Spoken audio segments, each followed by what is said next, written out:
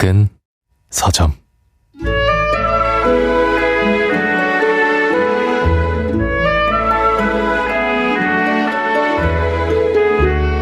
(1944년) 겨울 베를린 슈프레강 기슭에 위치한 타르가르텐의 유대인 수용소에서 대규모 폭발 사고가 발생했다.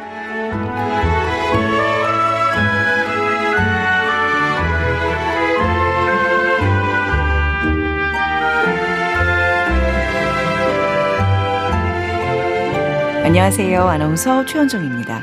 박형서 작가의 두유전쟁 첫 문장으로 작은 서점 문 열었습니다. 두피에서 200만 배럴의 머리기름을 생산하는 남자를 차지하기 위해서 한국과 미국 정부는 피 튀기는 첩보전을 펼친다는 매우 엉뚱한 이야기입니다. 이 소설의 해설을 쓴 김형중 문학평론가 역시 개연성이란 손톱만큼도 없이 오로지 유쾌할 뿐이다, 이렇게 증언을 했다고 하죠. 자세한 이야기는 잠시 후 최민석의 불타는 문학에서 들어보고요. 작은 서점 크루들의 특별한 큐레이션, 오늘 이 책부터 만나보겠습니다.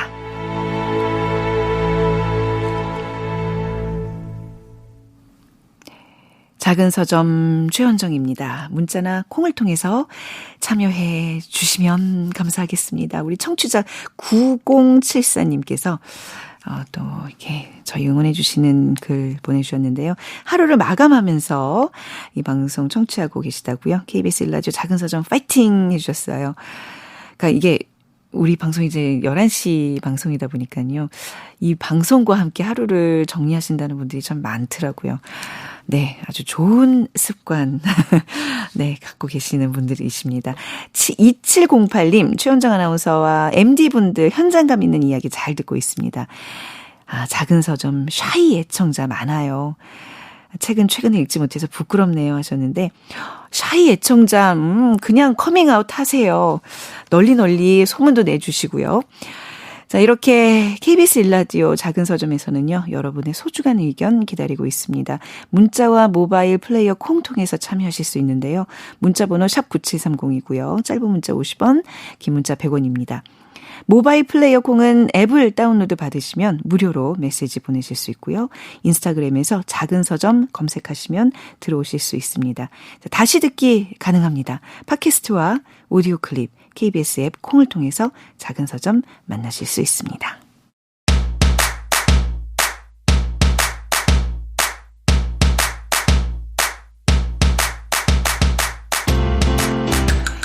요즘 서점에는 어떤 책이 나오고 있을까? 그중에서 가장 읽고 싶은 책을 소개해드립니다. 자, 작은 서점 크루들의 특별한 큐레이션, 오늘 이 책.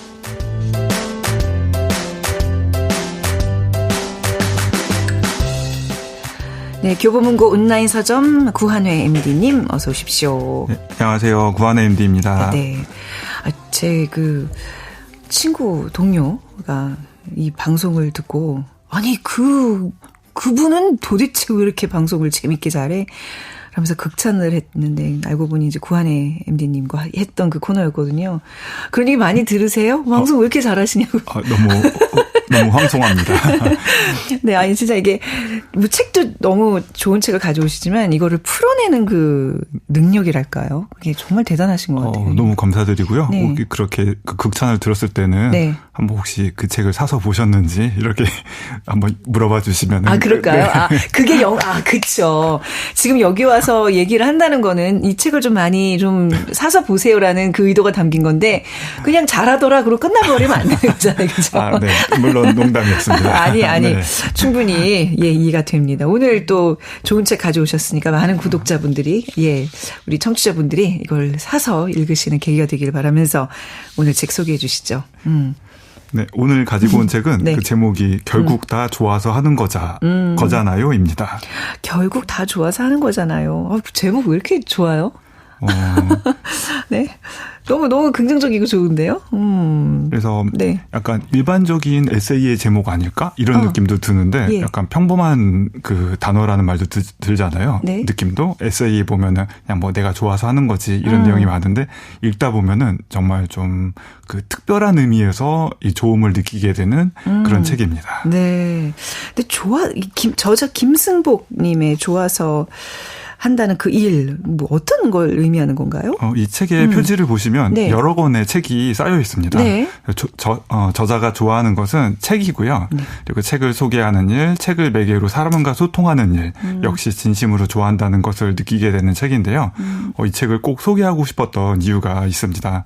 이 저자 김승복님은 아나운서님처럼 같은 그 책방 주인입니다. 실제로 저도 책방 주인들을 인정해 주시는 거예요. 그럼요. 네. 네. 가장 영향력이 네. 큰 책방 주인인데 감사합니다. 이 네. 저자님도 실제로 작은 서점을 운영하고 있습니다. 네. 아니 사실 저 김승복 우리 작가님을 뵌 적이 있거든요. 네. 이제 다른 라디오 프로그램에 오셔서 이제 저랑 길게 인터뷰했었던 그분이신데, 그래서 더 반갑거든요. 근데 이제 어떤 서점인지 먼저 소개를 해 주셔야 될 것 같아요. 특이하신 이력이 있으시죠? 네. 서점의 이름은 책거리입니다. 책거리. 옛날에 서당에서 책 한 권 떼면 하는 뒤풀이 있잖아요. 네. 그걸 뜻하고요. 그런데 이 서점이 한국의 독서가들 사이에서는 약간 가까운 듯 멀고 그리고 익숙하면서 낯선 곳입니다. 익숙한 이유는 그 언론을 통해서 자주 소식을 접했기 때문이고요. 네. 약간 멀고 낯설다고 하면은 이 서점이 우리나라가 아니라 일본 도쿄의 진보초에 있기 때문입니다. 네, 일본 그 도쿄의 진보초는 일본의 대표적인 출판거리잖아요. 네, 진보초는 네. 1700년대 말부터 학교가 많이 생긴 지역이거든요. 네. 자연스럽게 학생들에게 책을 파는 서점들도 많이 자리를 잡았습니다. 지금도 이런 고서점이 한 150여 곳 모여 있다고 하고요. 네. 일본 최대 출판 그룹인 히토츠바시 그룹을 비롯해서 여러 출판사들 또한 진보초에 모여 있습니다. 굉장히 유서 깊은 동네인데요. 여기에 저자가 서점 책거리를 연 건 2015년 7월 7일입니다. 정식 명칭은 한국 책과 작은 카페 책거리입니다. 이름에서 공간의 콘셉트가 보이잖아요. 네. 한국어 원서를 전문적으로 지급하는 일본 유일의 서점이고요. 그리고 커피를 마시면서 여유 있게 휴식할 수도 있는 곳입니다. 그러니까 유일한 한국어 책방, 도쿄에서의 유일한 한국어 책방이라고 이제 책에도 제목 옆에 이렇게 쓰여져 있는데 2015년 7월 7일에 그 서점을 열었다면 얼마 전이 10주년이었네요. 진짜 정말 최근에?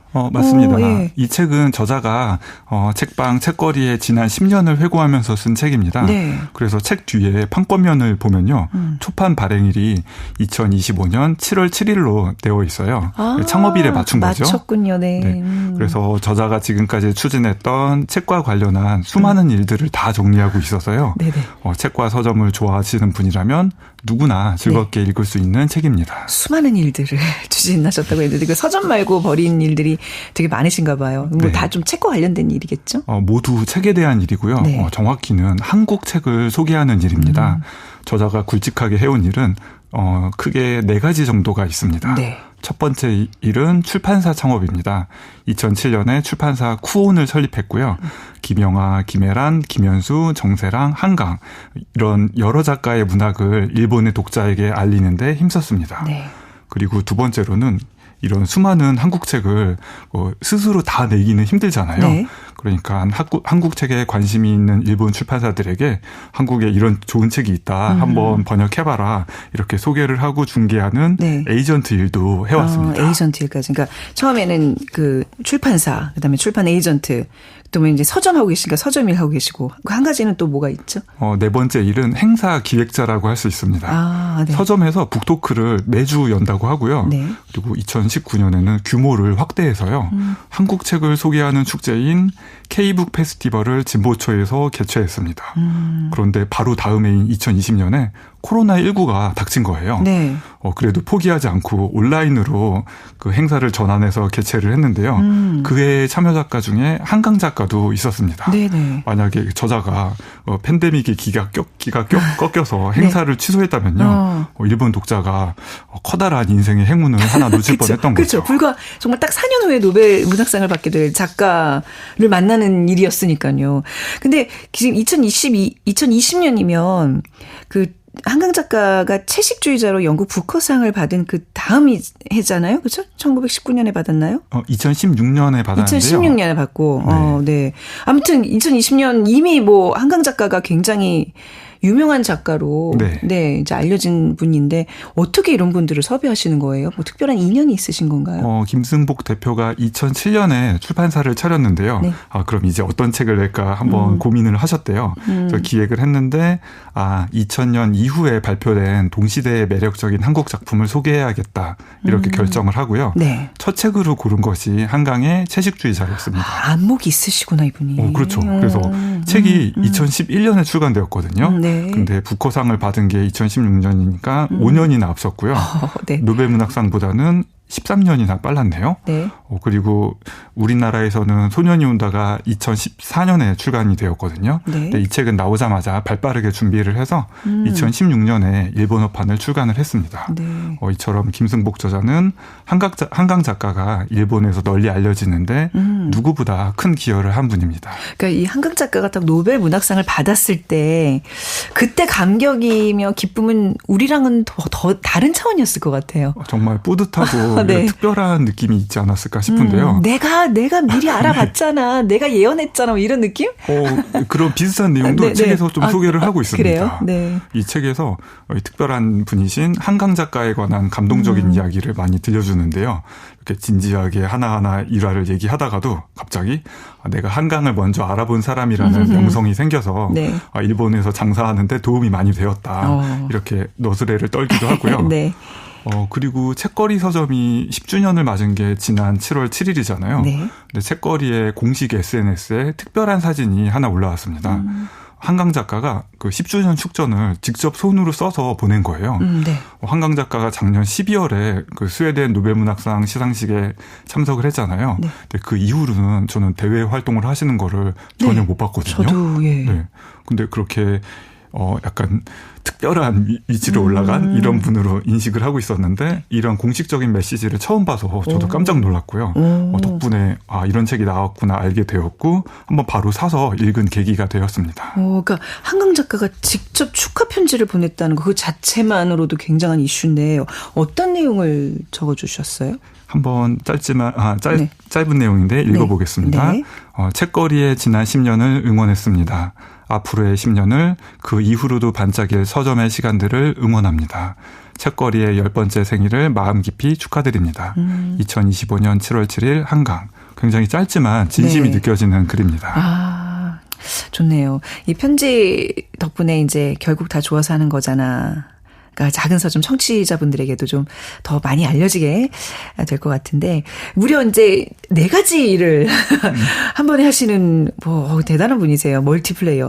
저자 김승복 님에 대해서 좀 궁금증이 커지는데 제가 만나본 이 대표님 보면 굉장히 에너지가 넘치시고 저를 잠깐 만났지만 꼭 일본에 오실 일 있으면 그 본인 그 서점 와가지고 좀 이렇게 부커서 때 사회 좀 봐달라고 바로 그 섭외가 들어가시더라고요. 그래서 번호 가져가셨어요. 굉장히 적극적이신 분인데 이분은 일본에서 태어나신 건가요? 아니면 이제 여기 있다가 건너가신 건가요? 어떤 계기가 있으신 거죠? 김승복 대표는 네. 전라남도 영광에서 태어나고 자랐습니다. 그리고 네. 서울예술대학에서 문예창작을 전공했고요. 네. 1991년에 일본 유학길에 오릅니다. 그리고 일본에 건너간 후에는 문학평론을 전공했는데요. 네. 그 일본 문학을 읽다 보니까 한국 문학도 이건 못지않게 재미있는데 이런 생각이 들었대요. 그래서 출판사를 바로 차렸고요.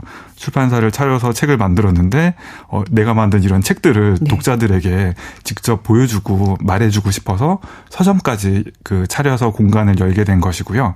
그리고 이를 멈추지 않고 계속 확장을 하세요. 네네. 그래서 아까 말씀드린 K북 페스티벌도 열었고요.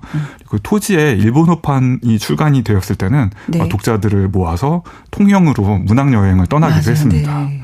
기획력과 실행력이 정말 대단하신데요. 결과까지 굉장히 탁월하니까요. 네. 저도 서점에서 일을 하잖아요. 그러니까 굉장히 본받고 싶은 점이 많은 분이었습니다. 그러니까 그 실행력, 네. 진짜 그 적극성이 대단한 분이신 것 같아요. 근데 지금 그 토지, 박경리 선생님의 그 대하소설 토지를 이제 일본어로 번역을 했다는 얘기를 하셨는데 이게 책 분량도 분량이지만 정말 우리나라 말에 대해서 공부를 하고 싶은 사람 꼭 읽어라고 얘기할 정도로 정말 방언들 이런 게 굉장히 많잖아요. 우리 고유어들, 순수어들 이런 거를 외국어로 어떻게 맛깔스럽게 옮길 수 있죠? 이거 대단한 작업 같은데. 그래서 결심을 행동으로 옮기기가 굉장히 힘들었을 것 같은데요. 예. 참고로 이 책을 저자가 기분이 굉장히 울적할 때 네. 기분 전환용으로 읽었대요.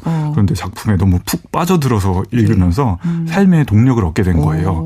그러면 한번 출간해보자 이렇게 생각이 들어서 행동으로 옮겼다고 합니다. 이게 몇 개월 내에 될 작업이 아닌데 얼마나 긴 시간이 걸렸을까요? 전체 10년이 걸렸습니다. 10년이요? 네. 2024년 9월에 모든 작업이 완성되었는데요. 그냥 또 다른 창작의 개념이라고 봐야 되겠네요. 이 정도면. 그렇죠. 번역을 하고 책 장정을 만들고 마케팅까지 다 해야 되니까요. 네. 그래서 제가 이 부분을 읽다가 인상적이었던 게 이 모든 과정이 굉장히 힘들고 고단했을 것 같거든요. 근데 저자는 그냥 담담하게 회고합니다.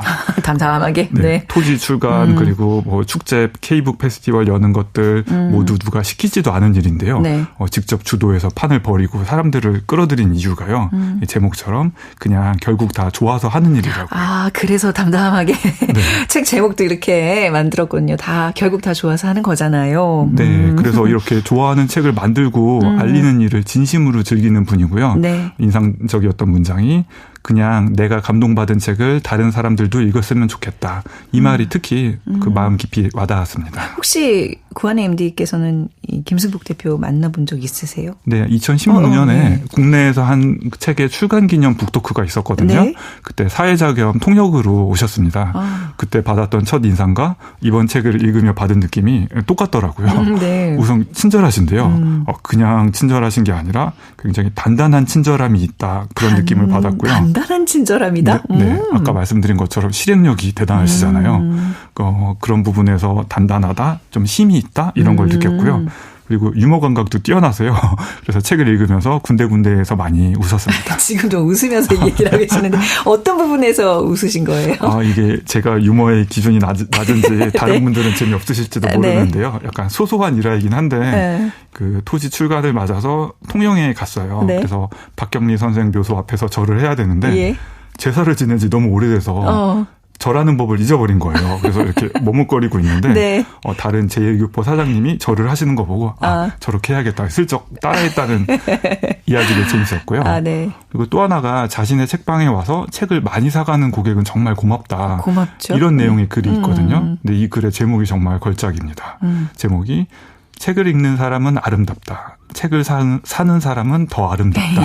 이거든요. 네. 또 굉장히 진지한 말로 농담을 하시는데 네. 너무 재미있어서 저도 크게 웃었고요.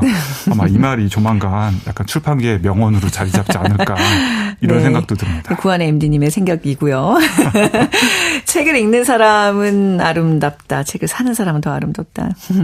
자, 이 책에서 가장 인상 깊은 한 문장 이건가요? 네. 이 책의 네. 한 문장이라고 하면은 네. 다른 문장은 더 이상 떠오르지가 않더라고요. 진짜로요? 네. 네. 그리고 책을 네. 읽고 책을 사는 사람, 네. 이런 아름다운 사람을 늘리는 네. 일을 작은 서점이 하고 있잖아요. 네네. 그러니까 또 아름다운 프로그램이지 않을까 이런 생각도 들었고요. 네. 여러분 더 아름다워지세요. 네.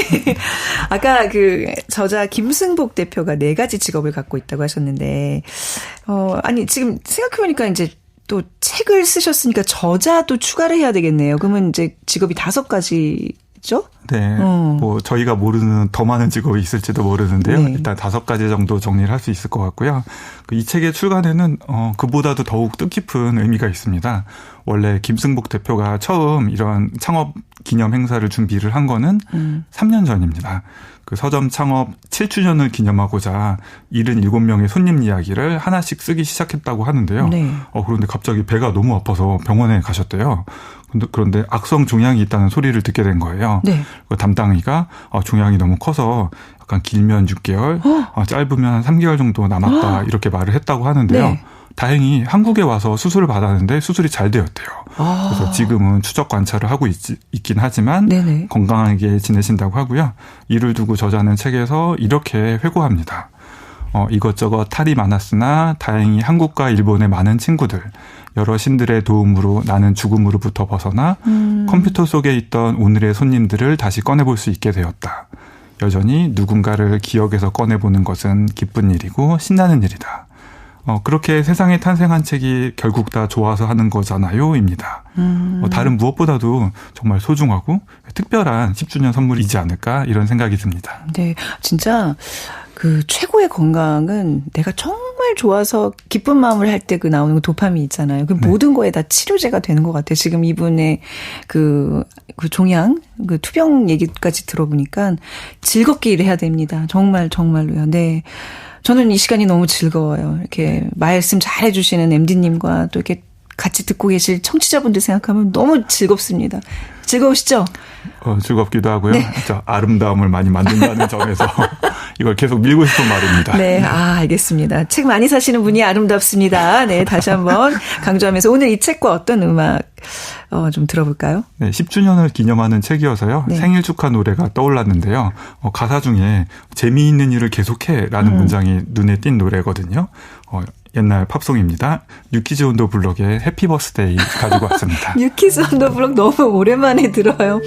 추억의 노래 좀 들으면서 구한의 MD님과는 여기서 인사 나누죠. 감사합니다. 네, 감사합니다.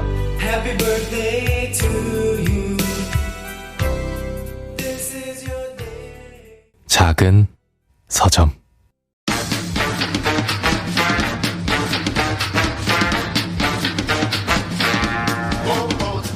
최민석의 불타는 문학.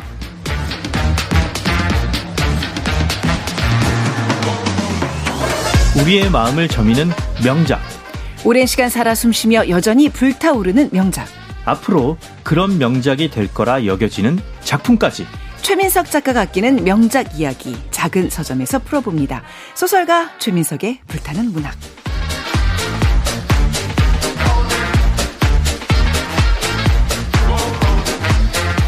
최민석의 불타는 문학 소설가 최민석 작가와 함께하겠습니다. 어서 오세요. 안녕하십니까. 네. 여름을 맞아 독서의 재미를 만끽하고 있는 최민석입니다. 아, 그래요? 네. 방학이라서 더욱더 책 읽을 시간도 많으시겠고 이럴 때 어떤 책 읽어야지 저는 이겨낼 수 있을까요? 여러분이 좋아하시는 책, 그다음 평소에 읽고 싶었으나 시간이 없어서 미뤄뒀던 책, 네. 그런 걸 읽기에 좋은 시간이라고 생각을 하는데 네. 저는 개인적으로 요즘 파친코를 읽고 있거든요. 저기 OTT에서 시리즈물 전 봤거든요. 그 드라마의 원작 소설을 읽고 있는데 예. 어제 새벽 1시까지 1권을 다 읽었어요. 그래서 몇 권짜리예요? 2권짜리고요. 네네. 제가 조만간에 다 읽고 네. 이 코너에서 한번 또 다뤄보도록 하겠습니다. 그럼 저도 같이 지금 따라 읽어야 된다는 건데 2권짜리란 말입니까? 네. 띠용. 금방 읽습니다. 문장이 짧고 이야기가 재밌어서 빨리 읽으실 내용은 겁니다. 내용은 다 아는데 네. 저는 최근에 저도 약간 이제 근현대사 이런 데 관심이 많아가지고 네. 작은 땅의 야수들 읽고 있거든요.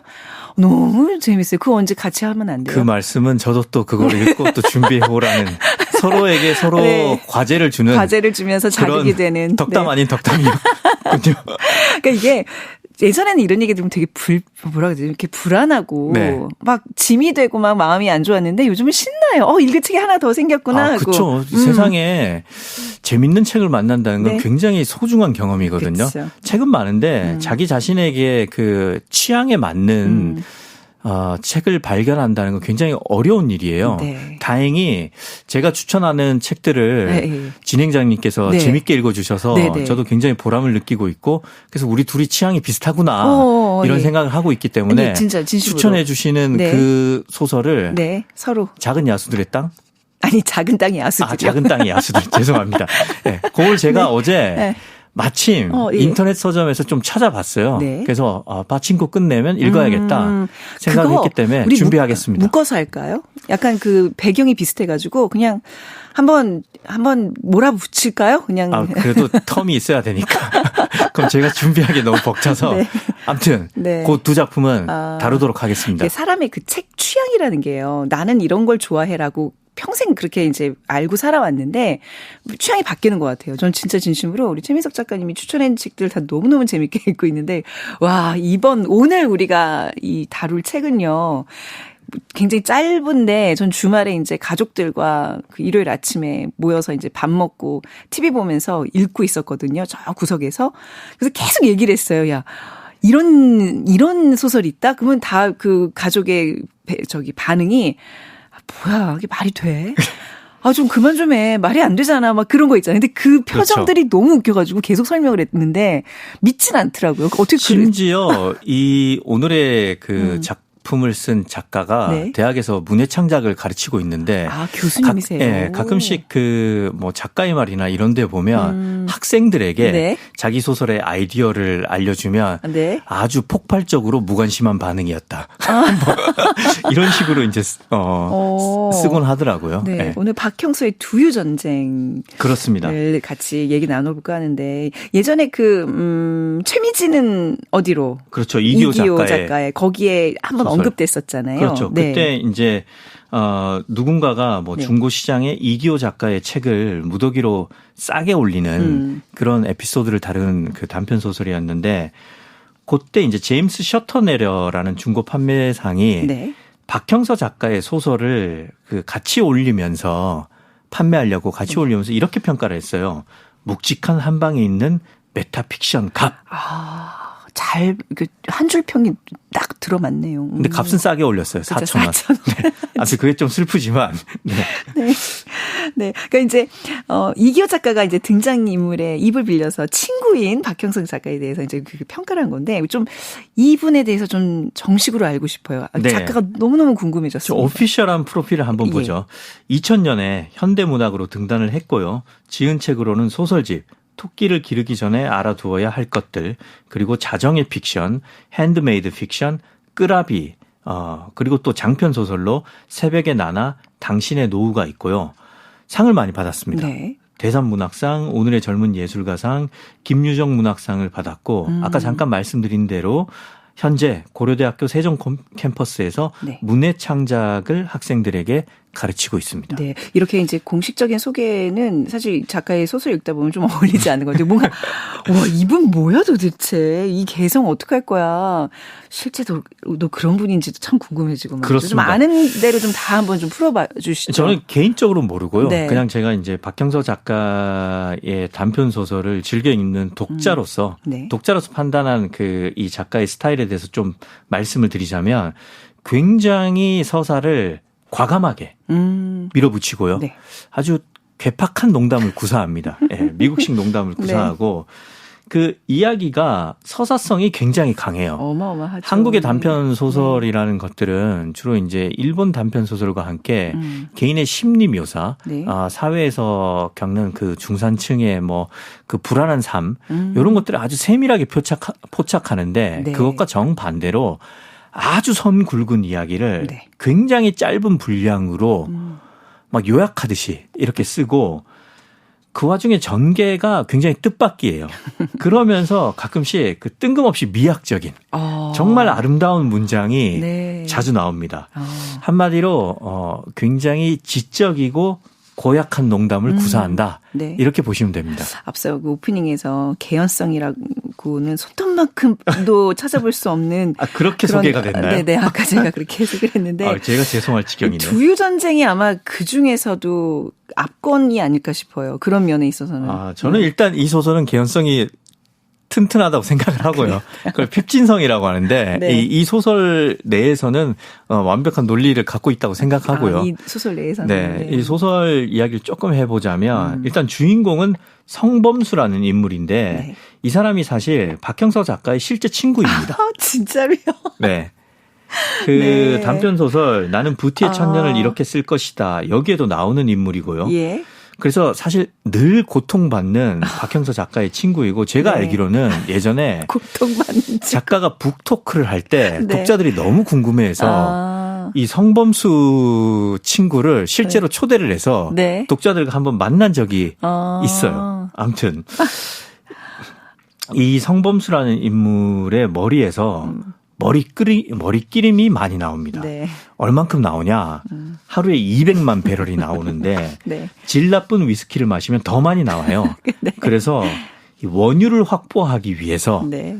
이 인물을 둘러싸고 펼쳐지는 미국과 한국의 전투가 네. 이 소설의 기본적인 얼개입니다. 네. 그러면서 여기에 별의별 인물들이 나오면서 빚어지는 소동극을 이 소설은 다루는 거죠. 머리에서 하루에 200만 배럴의 농축유가 나오는데 그것 때문에 한국과 미국이 정말 전쟁 거의 핵전쟁까지 막 가는 그런 분위기였잖아요. 그렇죠. 중간에. 이거를 이제 이게 말이 되냐고요. 기름으로 쓰겠다는 거죠. 이게 말이 되냐고요. 근데 재밌어요. 계속 읽게 돼요. 줄거리 좀 구체적으로 들어볼까요? 네. 소설은 1994년 겨울에 한 장면을 다룹니다. 베를린의 유대인 수용소에서 발생한 대규모 폭발 사고를 이 소설은 소개를 하죠. 이 폭발 사고의 원인을 조사하기 위해 파견된 과학자들은 아주 놀라운 사실을 담은 기밀 보고서를 작성하는데요. 제목이 굉장히 깁니다. 네. 좀 집중해서 들으셔야 됩니다. 다중 돌연변이 유전자를 가진 인체에서 생성되는 고농축 유분에 관한 보고서. 아니 여기 소설 내내 아주 그럴듯한 과학 용어들이 엄청 나와가지고요. 좀 굉장히 좀 긴장하면서 봤어요. 이거 이해 못하면 이 소설을 읽는데 좀 힘들지 않을까. 근데 전혀 지장이 없습니다. 지적으로 막 포장을 해놓는데 그냥 그게 웃겨요 나중에는. 그냥 분위기를 감만 잡으시면 됩니다. 네. 아무튼 이 소설은 이렇게 역사적 사실에 기인한 작품이라는 듯이 거대한 허풍을 치면서 네. 시작이 됩니다. 그리고 이 보고서는 다시 당시 연합군이었던 미국의 정보기관으로까지 흘러갑니다. 네. 그리고 이 보고서는 수십 년이 흐른 어느 날 한국에 사는 한 청년의 삶을 뒤흔들어 놓죠. 네, 그게 바로 이제 성범수라는 청년이죠. 그렇죠. 네. 그 청년이죠. 박형서 작가의 실제 친구인 네. 성범수 씨. 이번에는 소설에 23살의 백수 청년으로 성범수 씨가 등장을 합니다. 자, 이제 뭐 실제 인물이지만 소설 네. 인물이니까 그냥 존칭은 생략하고 네. 바로 할게요. 성범수는 사건이 발생한 그날에도 자취방에서 만화책을 보면서 뒹굴고 있었죠.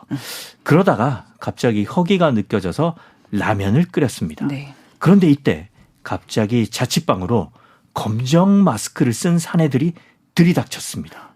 이 괴한들은 라면을 먹을 생각에 잔뜩 부풀어 있던 성범수를 어딘가로 끌고 가고 말았죠. 네. 그 덕에 성범수의 부푼 마음만큼이나 라면은 불어가고 있었습니다. 라면이 굉장히 강조가 돼요. 네, 그러니까, 사실 이게 굉장히 중요한 역할을 하기 때문입니다. 예. 성범수가 이때 라면을 먹게 되었다면 네. 나중에 제가 말씀드리겠지만 네. 그렇게 분노하지는 않았을 거거든요. 네. 못 먹은 라면 꼭 네. 기억해 두시고요. 왜 성범수는 갑자기 이렇게 끌려가게 되는 거죠? 얼마 전에 피부과에 방문한 게 화근이 됐기 때문입니다. 성범수가 방문한 피부과의 의사는 사실 놀라지 마십시오. 네. 미국인 스파이였습니다. 네. 그는 환자로 찾아온 성범수의 머리기름이 예사롭지 않다는 것을 발견했고 그 샘플을 채취해서 본국인 미국으로 보냈죠. 네. 그리고 그 결과 그가 오랫동안 찾고 있던 기밀 보고서 속의 그 유전자, 그러니까 원유로 쓸 수 있는 고농축 유분을 생산해내는 인체라는 사실을 발견하게 된 거죠. 네.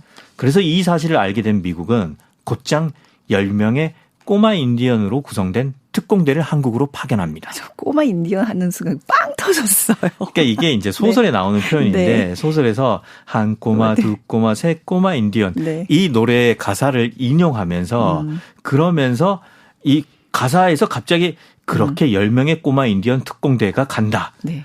이렇게 썼거든요. 사실 이제 진짜 꼬마 인디언은 아닌데 네. 작가가 쓴 그 일종의 심술궂은 농담인 거죠. 그래서 심술궂은 원작의 농담. 분위기를 조금 느껴보시라고 네. 그대로 표현을 했고 네. 뭐 좀 양해를 부탁드립니다. 네. 요 점에 대해서는. 네, 뭐 다 이제 문학적인 허용이라고 우리가 이제 예 생각을 하고 성범수를 납치한 그 검정 마스크를 쓴 사내들은 누구였어요?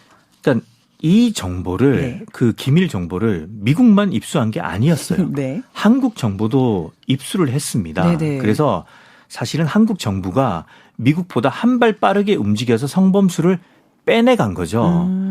이 국방부 소속의 화학자 역시 성범수의 두피를 조사했고 네. 그리고 그의 두피에서 하루에 200말 배럴의 원유에 해당한다는 그 고농축 유분이 흘러나온다는 사실을 확인하고 네. 탄식을 합니다. 왜 네. 탄식을 하냐? 네. 이것 때문에 전쟁이 일어날 수 있겠다고 여긴 거죠. 그러니까 이게 우리도 이제 산유국이 될 수 있는 중요한 네. 계기인데 이거를 미국한테 뺏길 수는 없고 이것 때문에 뭔가 이게 하여튼간 갈등이 이제 고조될 거라는 거를 이제 직감을 한 자칫하면 거예요. 3차 대전이 벌어진다. 네. 벌어진다. 네. 네. 그래서 두유 전쟁이에요, 지금. 그렇죠. 네, 이 두유가 네. 콩우유가 아니라 머리기름입니다. 네. 네. 조금 황당하셨을 것 같은데 아무튼 그래서 두유 네. 전쟁이고요. 그리고 이제 한편 용산 미군 기지에는 10명의 수상한 군인들이 도착을 했습니다. 그 아까 인디언 특공대죠? 그렇습니다. 이렇게 재빨리 올 수 있었던 거는 사실 그들이 제트기를 타고 날아왔기 맞아요. 때문이죠. 초음속 제트기를 타고 네. 다니더라고요. 그만큼 이 작전은 국가의 운명이 걸린 중대 작전이었습니다. 네. 특공대는 최첨단 위치 추적 장치와 총을 지급받고 작전을 시작하는데요. 이때부터 박형서 작가 특유의 농담과 소등극이 펼쳐집니다. 일단 한국군은 특공대를 파견해서 성범수를 그 육해공군 상군 통합기지가 대전에 계룡대에 있거든요. 네. 여기로 데려오려고 합니다.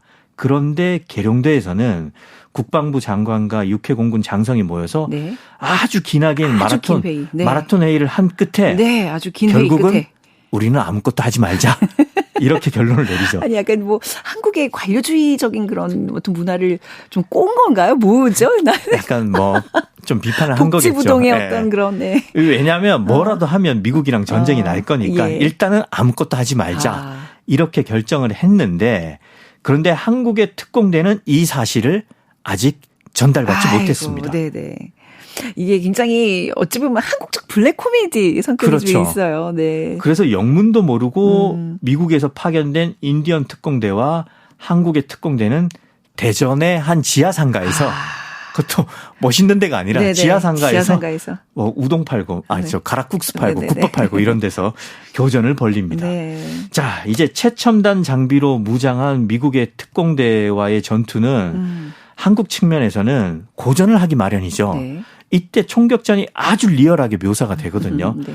이때부터 한국 단편 소설인 이 작품은 네. 갑자기 대하 전쟁 소설처럼 흘러갑니다. 정말 손에 땀을 쥐면서 저는 읽었답니다. 네. 이 부분을. 여기서 좀 노래 한 곡 분위기가 들으면서 확 바뀌거든요. 네. 네. 그래서 노래 이 한- 좀 네. 격정적인 분위기를 좀 느껴보시라고 지금- 굉장히 비트가 빠른 네네. 그린데이의 베스킷 케이스 골라왔습니다. 네, 좀 예. 듣고 좀 쉬었다 갑시다. 네. 미국의 크라잉넛이죠. 네. KBS 1라디오 작은 서점 최현정입니다. 최민석의 불타는 문학 함께하고 계십니다. 오늘은 박형서 작가의 두유 전쟁을 소개해드리고 있는데요. 자, 한 사람의 머리기름 때문에 지금 전쟁이 났습니다. 뭐 격투신이 아주 치열하게 지금 막 격전 중에 있는데 어떻게 묘사가 되나요? 네. 그 대전의 지하상가에서 굉장히 거친 격전을 벌였잖아요. 네. 그 거친 격전 중에 겨우 살아남은 그 3명의 인디언 특공대는 이제 적의 위치를 파악할 수 있는 적외선 탐지기가 탑재된 최첨단 전자기를 꺼냅니다. 최첨단입니다. 네. 그런데 아무런 신호가 잡히지 않고 아이고. 까만 액정 화면에는 아무런 정보도 안 뜹니다. 먹통이. 위기 상황인 거죠. 네네. 그리고 소설은 이제 이렇게 기술을 합니다. 지문입니다. 네. 잠시 서로의 얼굴을 들여다보던 새 인디언들은 새 건전지를 사기 위해 24시간 편의점을 찾기 위해 터벅터벅 걷기 시작했다. 네, 미국에서 가져온 최첨단 장비인데 지금 배터리가 떨어져서 편의점에서 보면 건전지를 사기 AAA 위해서. 건전지 사러 가요. 네. 그 작은 거. 아, 진짜 이게 네. 뭡니까? 너무 배터리가 웃겨요. 떨어지면 네. 무용지물이죠. 네. 망고불변의 진리죠. 네. 그리고 이 와중에 한국의 한 특공대원은 총알세례 속에서도 죽지 않고 영웅처럼 활약을 하는데요. 이에 대해서 작가는 그건 사실 혼수 상태로 입원한 어머니의 영혼이 네. 잠시 대전까지 와서 아들을 지켜줬기 때문이다. 네. 이렇게 능청스럽게 서술을 합니다. 그러니까 막 진짜 유령들이 등장하는 환상 문화처럼 네. 그렇죠. 근데 이런 류의 능청스러운 부분은 진짜 한 군데가 아닌 것 같아요. 그렇죠. 뭐 전생도 얘기하고요. 예, 뭐 아무튼 전생 부분 나뿐이었어요. 예, 뭐 그렇습니다. 그런 네네. 소설입니다. 네. 자, 다시 이야기로 돌아가서 네. 그리고 이제 이 사태를 해결하려고 노력하는 한 인물이 있습니다. 네. 한국의 안보수석입니다. 안보수석은 위급하잖아요. 네. 계룡대로 가기 위해서 헬기를 타고 가고 있었는데 헬기가 그만 추락을 합니다. 네. 그래서 어쩔 수 없이 그 중대한 작전을 펼치기 위해서 계룡대로 가기 위해서 길거리에서 히치하이킹을 해야 합니다. 네.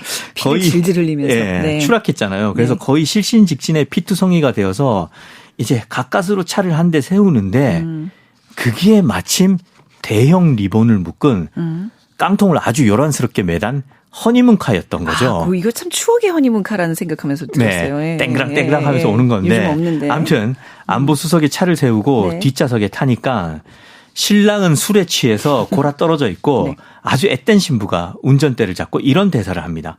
호호호 이거 택시 아닌데요. 네. 하지만 총으로 위협을 받고 네. 바로 출발을 하죠. 그리고 이 신부가 대전의 유성쯤에 와서 얘기를 합니다. 이제 택시 타시라고요. 계룡대까지는 정말 못 가요. 당신도 한번 안동 김씨 가문에서 패백을 들여보시라고요. 그러면서 그 힘든 패백 문화에 대해서 투정을 부리는데 네. 안보수석이 총을 뒤통수에 갖다 대자마자 네. 100m 앞에서 우회전합니다. 라면서 힘차게 네. 태세 전환을 하죠. 우리 그 주인공 성범수는 지금 어떻게 돼가고 있는 건가요? 네, 이제 성범수는 무사히 계룡대에 도착을 했습니다. 네. 그리고 상부에서는 계룡대에 도착하는 그 어떤 차도 막지 말라고 지시를 했습니다. 네. 아까 아무것도 하지 말라고 했잖아요. 네.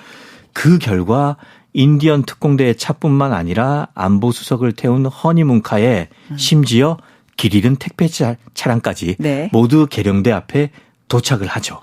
그리고 이제 계룡대에 도착한 성범수의 머리에 총구가 겨녀집니다. 총알 겨눈 사람 누구였죠? 안보수석인 거죠. 네네. 안보수석은 성범수 같은 엄청난 자원을 뺏기는 것보다는 네. 차라리 없애는 게 낫다고 결정을 한 거죠. 그리고 이제 총성이 울리고 한 사람이 쓰러집니다. 네. 이 성범수가 이렇게 그냥 죽어버리는 거예요? 이 장면이 예. 사실은 굉장히 영화 같은데 네. 쓰러진 사람은 바로 안보수석입니다. 안보수석보다 먼저 방아쇠를 당긴 인물이 네. 있다는 거죠. 네네네. 그 인물은 바로 한국의 특공대원입니다. 특공대원. 이거 또 반전이네요. 네. 네.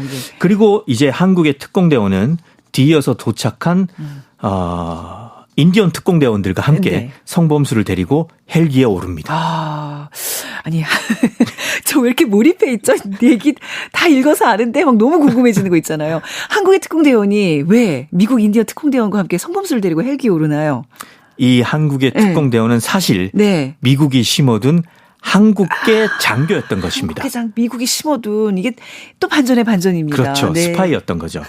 사실 그래서 저는 이쯤 되면 네. 이 박형서 작가가 추리 영화를 보면서 네. 동시에 소설을 쓴 게 아닌가 의심스럽기도 합니다. 물론 너무 많이 꼬았어요. 반전의 반전이 네. 공식이잖아요. 네. 아무튼 이제 장소는 미국으로 향하는 헬기 아닙니다. 도착하는 즉시 미국인으로서 받을 수 있는 최고의 대접이 기다리고 있다는 사실에 네네. 미국 특공대원들은 굉장히 들떠 있었습니다. 그쵸. 그래서 아주 중요한 사실을 알아차리지 못했죠. 네, 그러니까 지금 귀국하면 막 퍼레이드 벌이고 막 이렇게 환호해주고 뭐 이렇게 막 영웅이 된다는 사실에 받고, 들떠 있는데, 근데 뭔가가 지금 있어요. 그게 뭐죠? 그렇죠. 네. 허기에 민감한 성범수가 네. 이성을 잃어가고 있다는 사실이었죠. 지금 한 끼도 못 먹었어요. 아까 그 끓이던 라면. 라면 불도 안 꺼가지고 지금 그 집은 불났잖아요. 그렇죠. 심지어 라면 만화를 라면. 보다가 네네. 만화책을 보다가 라면 그건 공식이잖아요. 네네. 만화책 볼 때 라면 못 먹어 얼마나 더 억울해요. 네. 아무튼 한 입이라도 먹었다면 성범수의 이성이 이렇게 마비되어 가지 않았을 텐데 그래서 이제 성범수는 거의 이제 미쳐가기 직전입니다. 네. 이제 헬기는 태평양 함대 기지에 도착하기 불과 5분을 앞두고 있습니다. 5분 전인데. 이때 네. 미군 장교 한 명이 남긴 샌드위치를 보고 성범수는 자리를 박차고 일어섰고 이때 위협을 느낀 특공대원 한 명이 그에게 체류가스를 분사하죠. 그러자 성범수는 몸부림을 치고 이때 누군가가 성범수의 머리에 네. 전기 진압봉을 갖다 댑니다. 그런데 말입니다. 네. 오늘 이야기를 집중해서 들으신 분이라면 네. 첫 장면에서 말한 보고서가 생각날 겁니다. 네.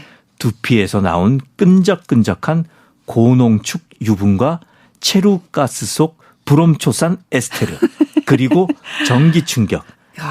이 조합이 네. 바로 1944년 겨울에 베를린에서 네. 포로 수용소를 잿더미로 만들었던 그 폭발의 원인이었던 거죠. 이게 그 시작에 나왔던 그 베를린 슈프레강 기슭에 위치한 그 부분이군요. 그렇습니다. 저희가 오프닝에서 읽어드렸던. 결국 그래서 네네. 헬기는 폭발을 하고 이 소설에 등장했던 모든 인물이 네. 하늘나라로 가며 소설은 이 문장으로 끝이 납니다.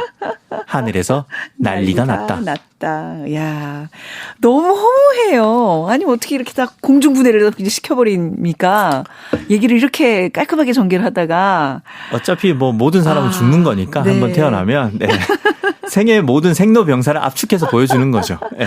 아니 근데 전 진짜 웃겼던 부분이 이런 게 되게 웃겼던 것 같아요. 미국 대사는 메이플라워호에 일자무식 요리사를 조상으로 둔 주제에 장기를 아주 잘 두었다. 이게 무슨 상관이에요? 그래서 저는 사실 박경서 작가의 단편 소설을 왜 좋아하냐면 예. 지금 말씀하신 것처럼 네. 읽다 보면 결기가 느껴져요. 맞아요. 진짜 나는 남들과 다르게 쓰겠다. 이런 결기가 느껴지거든요. 네. 그리고 소설의 범주는 정말 무한하게 확장되고 네. 그걸 한번 내가 해보겠다. 그런 결기 때문에 좀 마음에 들고 네. 좀이 아니라 사실 많이 마음에 들고 근데 그 와중에 미학은 놓칠 수 없다는 듯이 네. 굉장히 황당한 서사를 전개하다 갑자기 문장을 아름답게 쓰거든요. 시적으로. 학생 때 시인을 꿈꿨대요. 그래서 갑자기 시적인 문장을 써요. 네. 그게 너무 그것까지 뜬금없고 웃긴 거죠. 또 다른 박형서 작가의 책 일독을 좀 권하는 책이 있다면요. 저는 네. 특히 이제 박형서 작가의 그 단편 소설을 즐겨 읽었는데요. 핸드메이드 픽션이라는 단편 소설집이 있어요. 네. 이 핸드메이드 픽션은 뭐 그런 거 있죠. 우리 명품 이런 거. 네. 야, 이거 핸드메이드야. 그러니까 명품 소설이라는 거죠. 쉽게 네. 말해서. 이 중에 나는 부티의 천년을 이렇게 쓸 것이다. 여기에도 이제 성범수 씨가 등장을 하는데. 또 나와요. 네. 근데 요거는 이 소설은 나중에 헐리우드 영화로 개봉될 예정인데 네. 그걸 감안해서 내가 부티의 천년이라는 엄청난 대작을 쓰는데 내 머릿속에 있는 생각을 누가 훔쳐갈까봐 미리 요약본으로 시놉시스 개념으로 단편 소설을 이렇게 쓴다라는 소설 계획서예요. 그래서 나는 부티의 천년을 이렇게 쓸 것이다. 네. 라는 걸로 저는 기억하고 있거든요. 이것도 뭐 자정의 픽션 못지않은 제 네. 생각에는 더한 네. 엄청난 대서사가 담긴 단편 소설입니다. 이게 말이 되게 이율배반적이죠. 네. 엄청난 대서사가 담긴 단편 소설이다. 네. 1000년짜리 이야기예요. 네.